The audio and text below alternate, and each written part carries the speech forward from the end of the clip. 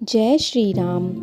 कहु राम वियोग तब सीता, मोह कहु सकल भय विपरीता। नव तरु कुशलय मानु कृशानु, काल निशासम निशि शशि भानु। कुबलय विपिन कुंत बन शरीषा, बारिद तपत तेल जनु बरीषा। जे हित रहे करत तेहि पीरा, उरग श्वास शम त्रिविध शमीरा। कहियु ते कछु दुख घटी होई, काहि कहो यह जान न कोई। तम प्रेम कर मम अरु तोरा, जानत प्रिया एकु मनु मोरा।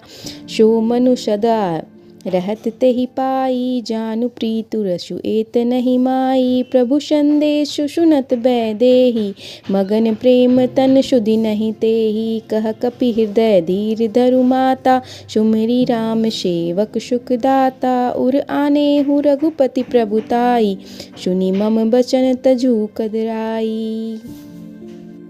हनुमान जी बोले, श्री राम जी ने कहा है कि हे सीते, तुम वियोग में मेरे लिए सभी पदार्थ व्याकुल हो गए हैं। वृक्षों के नए कोमल पत्ते अग्नि के समान हैं, रात्रि काल रात्रि के समान है, चंद्रमा सूर्य के समान और कमलों के वन भालों के वन के समान हो गए हैं। मेघ मानो जलता हुआ तेल बरसाते हैं, जो तत्वहित करने वाले थे वही अब पीड़ा देने लगे हैं। त्रिविध शीतल मंद सुगंध वायु शर्व की श्वास के समान उन और वैशैली हो गई है। मन का शोक कह देने से भी कुछ कम नहीं हो जाता, पर किससे कहूँ, यह शोक कोई नहीं जानता। हे प्रिय, मेरे और तुम्हारे प्रेम का तत्व केवल मेरा मन ही जानता है, वे सदैव तुम्हारे पास ही रहता है। मेरे प्रेम का सार इतना से ही समझ लेना। प्रभु का संदेश सुनते ही जानकी जी प्रेम में मग्न हो गई, उन्हें अपने तन की कोई शुद्धि ना रही। हनुमान जी ने पुनः कहा, हे माता, हृदय में धैर्य को स्थान दो, सेवकों को सुख देने वाले श्री राम जी का मन में स्मरण करके श्री राम जी की प्रभुता को हृदय में लाओ और कायरता को त्याग दो।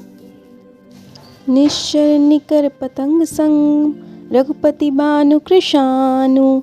जननी हृदय धीर धरो, जरे निशाचर जानू। राक्षसों के समूह कीट पतंगे के समान है, श्री राम जी के बाण अग्नि के समान है। अतः ही माता, हृदय में धैर्य धारण करो और राक्षसों को जला ही समझो। जो रघुवीर होती सुधि पाई, करते नहीं विलम्बु रघुराई। राम बाण रवि हुए जानकी, तंबरूत कह जतु दान की। अभी मातु मैं जाऊँ लवाई, प्रभु आयुष नहीं राम दुहाई। कछुक दिवस जननी धरु धीरा, कपित सहित आए रघुबीरा। निश्चर मारी तो ही ले जही, तिहुपुर नारदी जसु गही। है सुत कपि सब तुम्ही समाना, जतु धान अति बट बलवान। मोरे हृदय परम संदेहा, सुनि कपि प्रकट कीन निज देहा। कनक बूधराकार शरीरा, समर भयंकर अति बलवीरा। सीता मन भरोस तब भयउ, पुनि लघु रूप पवन सुत लयउ।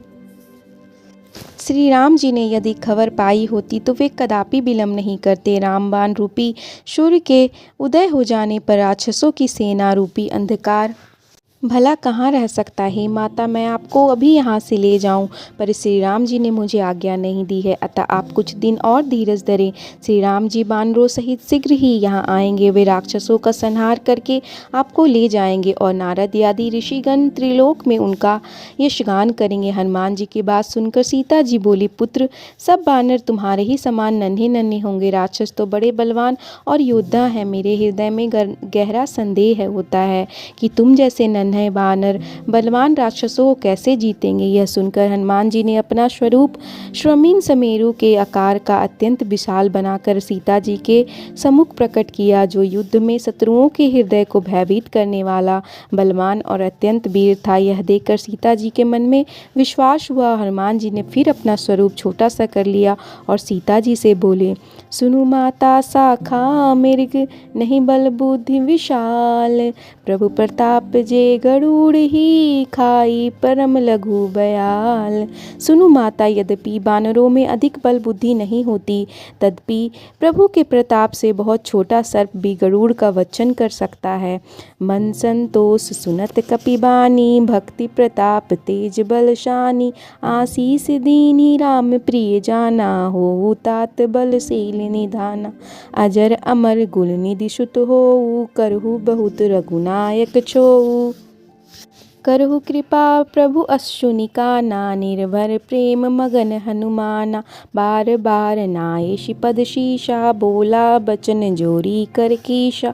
अब कित कित भयु मैं माता, आशीष तम अमोद विख्याता। सुनु मातु मोहि अतिशय भूखा, लागी देखी सुंदर फल रूखा। सुनु सुत करी बिपिन रखवाली, परम सुबट रजनीचर मारी। तिनकर भय माता मोहि नाई, जो तुम सुख मान्यू मन माही। भक्ति प्रताप तेज और बल से परिपूर्ण हनुमान जी की वाणी सुनकर सीता जी को बड़ा संतोष हुआ।